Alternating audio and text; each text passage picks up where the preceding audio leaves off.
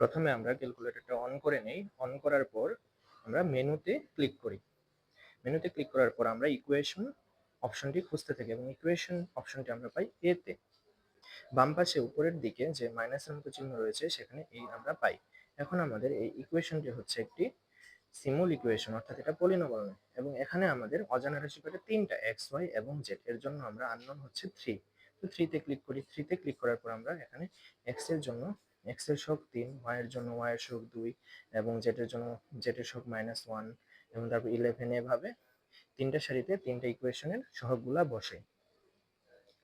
তো এখানে আমরা এই যে 3 বসানোর পর আমরা ইকুয়ালে চাপ দিচ্ছি, 2 বসানোর পর ইকুয়ালে চাপ দিচ্ছি এবং -1 বসানোর পর ইকুয়ালে চাপ দিচ্ছি তাদের স্ব স্ব স্থানে, এবং লাস্টে হচ্ছে 11 ইকুয়ালের পর। এবং এভাবে আমরা দ্বিতীয় এবং তৃতীয় ইকুয়েশনটি ক্যালকুলেটরে তুলি। একইভাবে আমরা সাবধানতার সহিত তুলতে থাকি যেন আমাদের মাইনাস এবং প্লাস চিহ্নগুলো ভুল না হয়। এখানে যদি আমরা ভুল করি তাহলে আমাদের ইকুয়েশনটির সঠিক অ্যান্সার বের হবে না।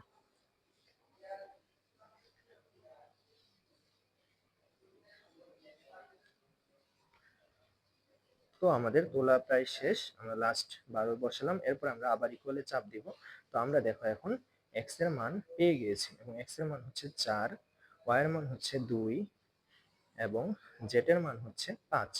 তো এভাবে আমরা তিনটা অজানা রাশির মান পেয়ে যাই। এখন আমরা আবার ক্যালকুলেটরটা কিভাবে আগের নরমাল অবস্থায় নিব, এর জন্য আমাদের আবারও মেনু বাটনে চাপ দিতে হবে এবং মেনু বাটনে চাপ দেওয়ার পর আমরা 1 নাম্বার অপশনে যাব, যেটার নাম হচ্ছে ক্যালকুলেট, এবং আমরা 1 এ ক্লিক করব। তো এখন আমরা ক্যালকুলেটরটি নরমাল অবস্থায় পেয়ে যাই। ভিডিওটি যদি ভালো লেগে থাকে তাহলে নতুন নতুন আরো শিক্ষামূলক ভিডিও পাওয়ার জন্য সাবস্ক্রাইব করার অনুরোধ রইল।